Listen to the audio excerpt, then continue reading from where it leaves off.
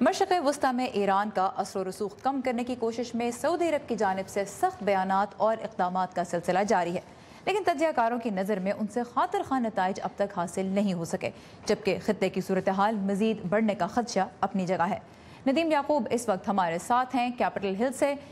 ندیم، سعودی عرب کی قیادت نے امریکی میڈیا میں ایران پر سخت تنقید کی ہے، تفصیلات کیا ہیں؟ دونوں ممالک سعودی عرب اور ایران کے درمیان جو لفظوں کی جنگ ہے اس میں شدت آتی جا رہی ہے، اور حال ہی میں آپ نے ایک انٹرویو میں جو کہ نیو یارک ٹائمز کو دیا، جو ولی عہد ہیں شہزادہ محمد بن سلمان، انہوں نے جو ایران کے روحانی پیشوا ہیں آیت اللہ خامنائی، ان کے بارے میں کہا کہ وہ خطے کے ہٹلر ہیں۔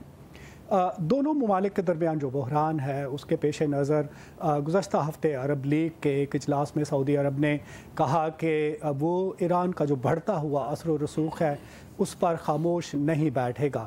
اسی کانٹیکس میں جو ایپیسوڈ تھی سعد حریری کا سعودی عرب جانا، وہاں پر چند ہفتے رہنے کے بعد واپس آنا اپنے ملک، مبصرین کا خیال ہے کہ وہ بھی سعودی عرب کی طرف سے ایک پریشر ٹیکٹک تھا کہ لبنان پر دباؤ ڈالا جائے کہ وہ وہاں پر موجود حزب اللہ کے خلاف اقدامات کرے۔ سعد حریری کی واپسی کے بارے میں ہم نے ایک رپورٹ ترتیب دی ہے، آئیے پہلے وہ دیکھتے ہیں۔ لبنان کے وزیر اعظم سعد الحریری جب وطن واپس پہنچے تو ہزاروں لوگ ان کے استقبال کے لیے آئے۔ 4 نومبر کو جب انہوں نے سعودی عرب میں اعلان کیا کہ وہ وزارت عظمیٰ سے مستعفی ہو رہے ہیں تو یہ تشویش بڑھ گئی کہ لبنان پھر کسی بحران کا شکار ہونے والا ہے۔ ایسی خبریں بھی آئیں کہ سعودی حکمرانوں نے حریری کو نظر بند کر رکھا ہے۔ سعودی عرب ان سے ناراض ہے کہ لبنان نے ایران اور اس کے حمایتی گروہ حزب اللہ کو طاقتور ہونے کی اجازت دی ہے۔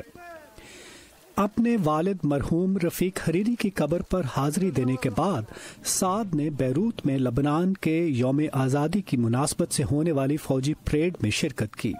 پھر یہ اعلان ہوا کہ انہوں نے اپنا استعفی ملتوی کر دیا ہے، جس کی وجہ سے ملک میں سیاسی ہنگامہ برپا ہو گیا تھا۔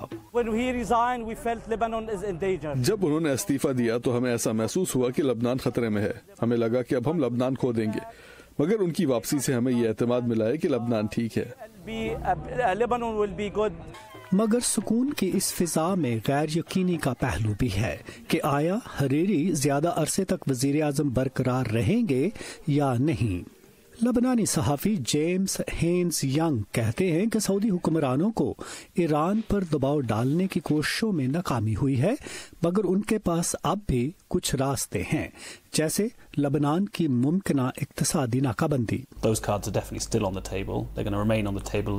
یہ کارڈز ابھی میز پر ہیں اور تب تک رہیں گے جب تک سعودی عرب ایران پر دباؤ ڈالنا جاری رکھے گا اور ٹرمپ انتظامیہ اس کی حمایت کرتی رہے گی۔